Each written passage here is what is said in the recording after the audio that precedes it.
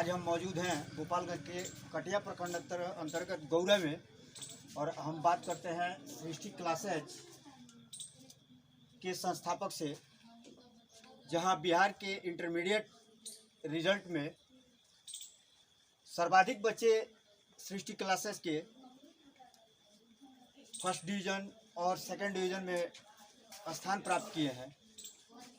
मैं बात करूंगा सृष्टि क्लासेज के संस्थापक मुन्ना कुमार जी से कि किस तरह से ऑर्गेनाइज किया इन्होंने और कैसे बच्चों को प्रोत्साहित किया, कैसे किस तरह से शिक्षा दी, किस तरह से एग्ज़ाम की तैयारी करवाई। इन सारे विषयों पे मैं बात करने के लिए इनके साथ मौजूद हूँ। नमस्कार सर, आपका अखंड भारत न्यूज में बहुत बहुत स्वागत है। सबसे पहले मैं आपको बहुत बहुत धन्यवाद देना चाहता हूँ कि आप अपना कीमती समय निकाल के मेरे कोचिंग संस्थान पे आने की मतलब कष्ट किए हैं, और मैं आपको बहुत बहुत मतलब दिल से धन्यवाद देना चाहता हूँ कि आप मेरे कोचिंग संस्थान में आए हैं। और मैं ये बताना चाहता हूँ कि मैं आज लगातार 3 वर्षों से अपना कोचिंग संस्थान गौरव बाजार में चला रहा हूँ, जो ये मेरा दूसरा साल जो है टॉपर्स बच्चों को गौरा हाई स्कूल में सबसे ज़्यादा स्कोर करने वाला जो बच्चे हैं वो मेरे ही कोचिंग संस्थान से निकले हैं। जो पिछले साल 2021 में भी मेरे ही कोचिंग संस्थान से लड़कियां टॉप की थी, और इस साल भी मेरे ही कोचिंग संस्थान से सृष्टि क्लासेस से ही जो बच्चे हैं वो टॉप किए हैं गौरा ज्ञानेश्वरी उच्च विद्यालय गौरा से। किस तरह से आप बच्चों की तैयारी करवाते हैं, कितने घंटे समय देते हैं बच्चों को, किन किन समस्याओं का सामना करना पड़ता है आपको इस तरह की परीक्षाओं को ट्रेस करने के लिए? मैं तो सबसे पहले मैं बता देना चाहता हूं कि मैं बच्चों को तैयारी के लिए मैं अपना समय पूरी तरह से उनमें लगा देता हूं। मैं बच्चों को हर समय मैं उन लोगों को मोटिवेट करते रहता हूं कि कैसे तुम लोगों को रिजल्ट अच्छा करना है, और कैसे हम उन लोगों को बस यही बताते हैं और हमेशा यही पढ़ाते हैं कि तुम सब बस ये टारगेट रखो कि हमारा बिहार बोर्ड में अच्छा मतलब रिजल्ट आना चाहिए, 10 टॉप में नाम आना चाहिए, ताकि तुम सब इतना लेवल का तुम लोग अपना सोच रखोगे तब जाके तुम लोगों का ये जो 80 या 85% का जो सपना है वो पूरा होगा। इस लेवल का तुम लोग को अपना मेहनत करना पड़ेगा। तो सबसे पहले तुम लोग को अपना जो टारगेट है उसको फिक्स करना पड़ेगा कि हमारा टारगेट क्या है। वो जब टारगेट फिक्स हो जाएगा तो उसके अनुसार ही हम अपना पढ़ाई का लेवल भी बढ़ा देंगे तो हमको कितना पढ़ना चाहिए। तो हम बच्चों से यही कहते हैं कि तुम सब ये प्रत्येक दिन तुम सब 6 घंटा से 8 घंटा पढ़ाई करो, ताकि तुम लोग को हम ये भी बताते हैं कि हम तुम लोग को पढ़ाने के लिए अपना नींद भी खो देते हैं। नींद मतलब रात में मतलब मैं 3 घंटा ही लेता हूँ तुम लोग को पढ़ाने के लिए।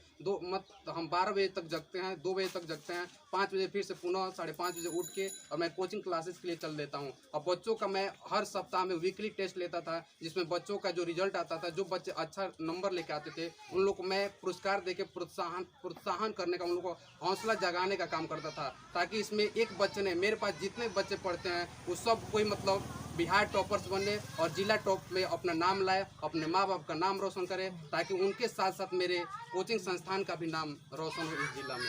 इस संस्थान को संचालित करने में आपके और भी कोई सहयोगी हैं जिनका किस तरह से आपको सहयोग मिलता है?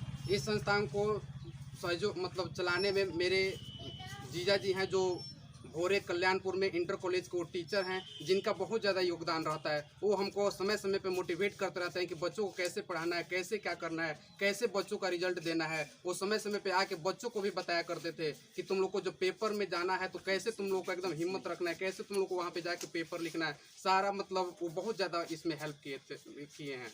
मैं उनको भी बहुत धन्यवाद देता हूँ कि अपना कीमती समय निकाल के स्कूल से यहाँ पे आते हैं। अभी आपके संस्थान से कितने बच्चे फर्स्ट डिविजनर हैं और कितने बच्चे सेकंड डिविजनर हैं? अभी टोटल मेरे संस्थान से 47 बच्चे यहाँ पे क्लास करते थे, जिसमें से 29 बच्चे फर्स्ट डिवीज़न है और आपका 17 बच्चे सेकेंड डिवीज़न है। और यहाँ पे कोई भी बच्चा यहाँ से फेल नहीं किया, सबका मतलब 100% यहाँ से सफलता प्राप्त हुआ है। और इस क्षेत्र का पहला एकमात्र संस्थान है जो 100% सफलता की गारंटी लेता है। और आने वाले जो बच्चे भी होंगे उनका भी मैं भविष्य उज्जवल करूँगा, और उनको भी मैं यही बताऊँगा कि वो लोग और इस संस्थान को ज्वाइन करते हैं तो मैं उनके भी सपनों को साकार होते हुए दिखाऊंगा, और वो अपना सपना साकार करेंगे इस संस्थान से और जुड़ जाते हैं। तो अगले सत्र में या इस सत्र में जो बच्चे पास किए हैं, फर्स्ट डिविजनर रहे हैं, सेकंड डिविजनर रहे हैं, मैं आपसे जानना चाहता हूं कि उनके आगे के टारगेट में आपका किस तरह का सहयोग रहेगा, किस तरह से उनको ट्रेस कीजिएगा, या जो अगला सेशन जो होगा बिहार विद्यालय परीक्षा समिति का, उसमें जो बच्चे आपके वहाँ एडमिशन लेते हैं उन लोगों की तैयारी आप कैसे करवाएंगे?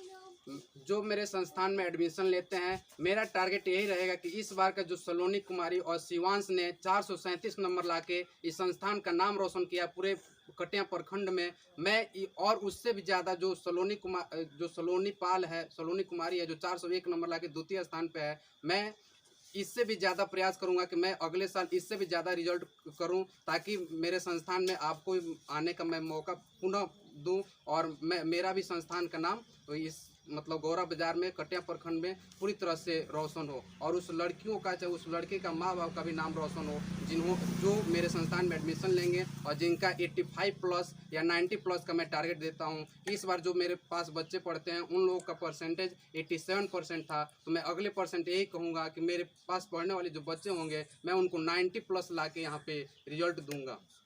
बहुत बहुत धन्यवाद आपको अखंड भारत न्यूज़ से बात करने के लिए, और मैं मेरे तरफ से भी उन तमाम बच्चों को बहुत बहुत बधाई और शुभकामना। इसके साथ ही आपको भी बहुत बहुत धन्यवाद और बहुत बहुत बधाई।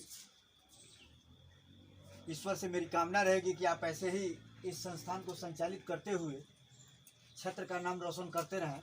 बहुत बहुत धन्यवाद आपको। मैं भी आपको बहुत बहुत धन्यवाद देना चाहता हूँ। लास्ट में मैं यही पंक्ति कह के बच्चों को मैं समझाना चाहता हूँ कि कई जीत बाकी है, कई हार बाकी है, कई जीत बाकी है, कई हार बाकी है, अभी तो जिंदगी का सार बाकी है। यहाँ से चले हैं नई मंजिल के लिए, यहाँ से चले हैं नई मंजिल के लिए। यह तो एक पन्ना था, अभी तो पूरी किताब बाकी है, अभी तो पूरी किताब बाकी है। बहुत बहुत धन्यवाद आपको। मैं एक और पंक्ति कह के बच्चों को बताना चाहूँगा कि हौसले जिनके चट्टान हुआ करते हैं, रास्ते उनके आसान हुआ करते हैं। हौसले जिनके चट्टान हुआ करते हैं, रास्ते उनके ही आसान हुआ करते हैं। ये नादान घबरा ना इन परेशानियों से, ये नादान घबरा ना इन परेशानियों से, ये तो पल भर के मेहमान हुआ करते हैं, ये तो पल भर के मेहमान हुआ करते हैं। बहुत बहुत धन्यवाद आपको। बहुत बहुत बधाई। क्लासेज की छात्रा मेरे साथ मौजूद है बात करने के लिए, और वो गौरा स्कूल की फर्स्ट डिविजनर छात्रा हैं और सृष्टि क्लासेस की भी स्टूडेंट रही हैं। आइए इनसे बात करते हैं कि इस टारगेट को पूरा करने में इन्होंने किस तरह की से अपनी तैयारी की, किन किन परेशानियों का सामना करना पड़ा इन्हें। बहुत बहुत बधाई बेटा आपको। अपना परिचय बताइए। मेरा नाम सलोनी कुमारी है, मैं आमिया गांव की रहने वाली हूं, और मेरे पापा का नाम फौजदार प्रसाद है और माता का नाम श्रीमती बबीता देवी है। इन सारे चीज़ों को, इस टारगेट को पूरा करने में आपने किन किन परेशानियों का सामना किया, कैसे तैयारी की, कितने घंटे पढ़ाई की आपने? हम कोई 8 घंटे 10 घंटे पढ़ाई नहीं करते थे, केवल 5 घंटे पढ़ के हमने इतना किया है, और घर के हर काम करते हुए हमने जितना समय मिला उतना समय पढ़ाई पे दिया है। बहुत बहुत बधाई आपको इसके लिए कि आपने 4 से 5 घंटे की पढ़ाई करने के बाद और परिवारजनों को अपना सहयोग देते हुए आपने इस टारगेट को पूरा किया। लेकिन इन सारे चीज़ों का श्रेय आप किसको देना चाहेंगे? इन सारे चीज़ों का श्रेय मैं अपने माता पिता और अपने शिक्षक वीरेंद्र सर और मुन्ना सर को देना चाहूँगी। सबसे ज़्यादा मोटिवेट आपको किस शिक्षक ने किया? हमें सबसे ज़्यादा मोटिवेट दोनों शिक्षकों ने किया है, वीरेंद्र सर और मुन्ना सर ने जी। इसके साथ ही आगे का लक्ष्य क्या बना रखा है आपने? मैं आगे की पढ़ाई करके डॉक्टर बनना चाहती हूँ। डॉक्टर बनने के लिए तो बहुत सारे कंपटीशन ट्रेस करने होते हैं, जैसे में नीट, उसकी तैयारी आप कैसे कीजिएगा? नीट की तैयारी हम अभी से शुरू कर दिए हैं, और जितना टाइम मिलेगा उतना हम अपनी स्टडी पे फोकस करेंगे। 4 घंटे पढ़ाई से तो नीट की तैयारी कंप्लीट नहीं हो सकती है।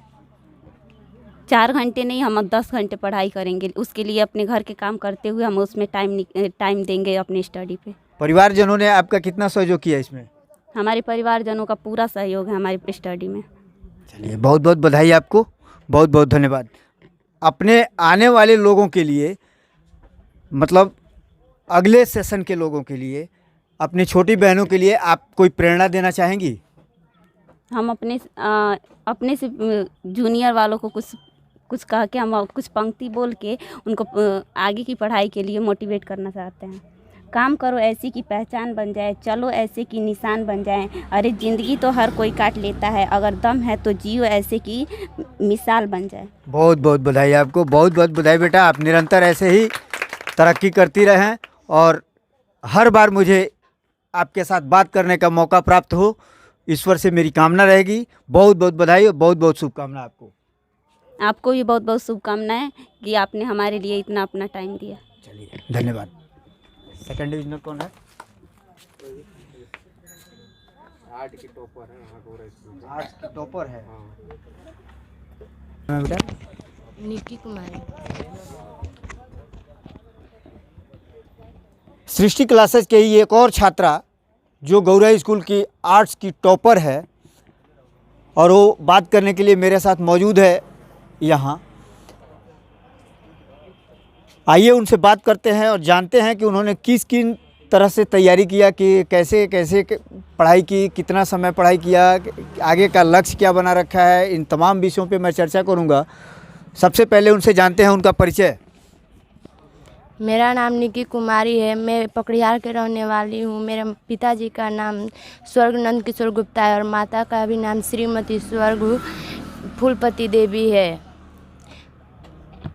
आपने कितने कितने घंटे पढ़ाई किया? मैं 7 से 8 घंटा पढ़ाई की हूँ।